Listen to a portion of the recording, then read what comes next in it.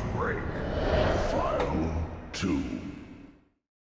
Resident Evil Outbreak was the first survival horror game I played when I was a kid, and it marked me so much that even to this day, it's extremely nostalgic to me. So you can expect this review to be full of nostalgic rants, but of course that doesn't mean I will be just full on positive about it. Like any game, it has its flaws, even if there isn't that much.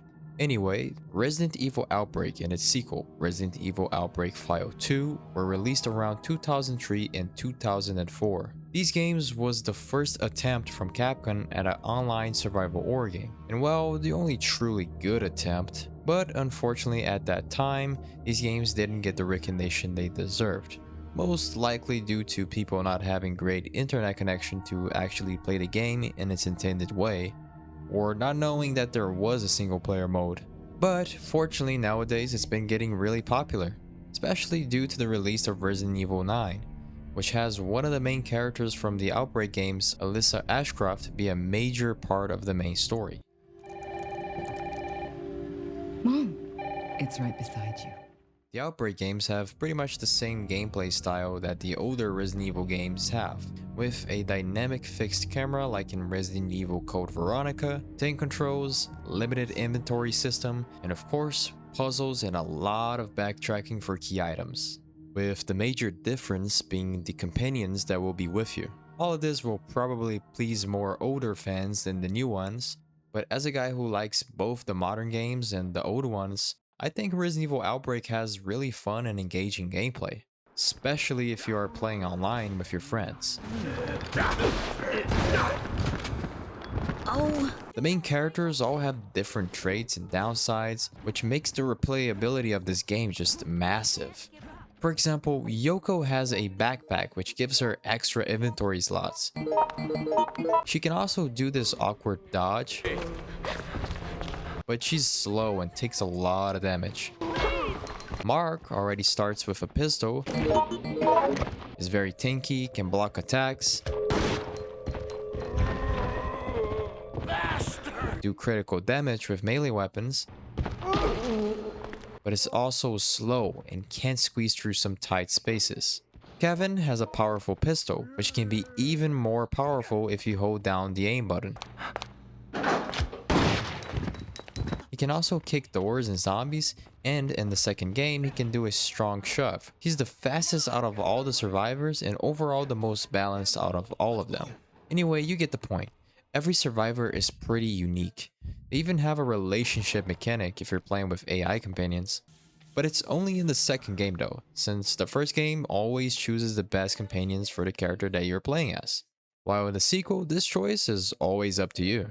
The way this mechanic works is basically depending on the character you choose, you have to figure out which other characters have a great relationship with the one you're playing.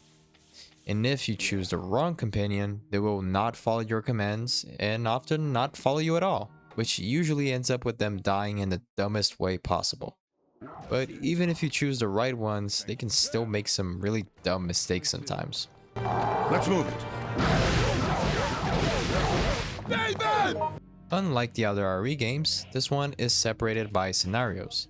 Each scenario acts like an isolated level, with a series of puzzles and items you have to collect to beat the level. And I'm not gonna lie, this game can be really hard sometimes.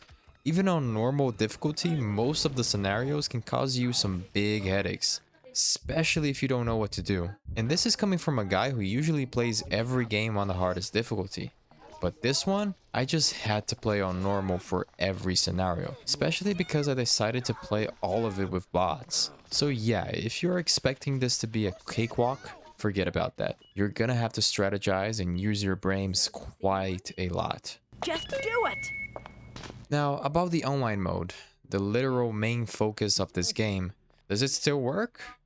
No, but also yes. You see, the official servers were closed a long time ago, if I'm not mistaken around 2009. But the beautiful fans of this game were able to create alternative servers for the Japanese versions of the game. So yeah, you're gonna need a Japanese copy, but don't worry, you can get it online, if you know what I mean. Playing this game online, depending on the situation, can be really fun. The reason why I say depending on the situation is because most people that play online nowadays are very experienced players who will always choose the hardest difficulty and beat the level in seconds while you don't know what the hell is going on. It's made even worse because the game does not have a voice chat. Now I know this was done on purpose to increase the horror, which is great, but then it causes the problems that I just mentioned before. Now, I'm not saying that playing with random people in this game is all bad. There are experienced players willing to help you play the game and guide you through the levels. And talking about the levels or scenarios, they are easily one of the best parts of this game. That's because each scenario takes place in various unique places of Raccoon City, like the subways, hospitals, apartments, universities, a zoo, forests, and even some iconic areas from previous RE games, like the RPD and the Umbrella Labs. But these scenarios are not just visually different, but they also have unique obstacles and enemies for each of them. Like the flashback scenario, which has these infected plants and poisonous zombies, or the wild tank scenario, where you fight mostly zombified animals, like hyenas, lions, alligators, and the craziest of them all, a freaking elephant. It's unique stuff like this that sets Resident Evil Outbreak apart from the other RE games, since it really tries to explore Raccoon City as much as it can, along with being able to experience all of this with other people. Something that Capcom was never able to do it again in any other RE game. I think... What happened? The atmosphere present in this game is just breathtaking. The lighting, the environment design, the sound design brings such a nostalgia to me that it's just amazing. It genuinely brings me back to a time where I didn't worry about anything, just having fun and living life as it is. But nostalgia aside, everything about these games' atmosphere is pretty much perfect. The music especially is able to convey such powerful feelings of genuine awe and mystery that makes this game memorable. Just kinda sad because the modern Resident Evils have very silent and most of the time generic and less inspired music, making them feel less unique and more of the same sound-wise. The story in this game is a bit different from the usual.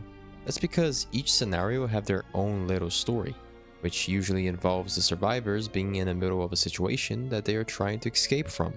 Like in the flashback scenario, where the survivors try to escape through the forests, but they end up meeting this old man that attracts them to an abandoned hospital, where he reveals to be totally insane and he tries to kill the survivors so he can feed an infected, oh my god, I can't even say this properly, an infected plant in the hospital that has fused with the dead body of his wife.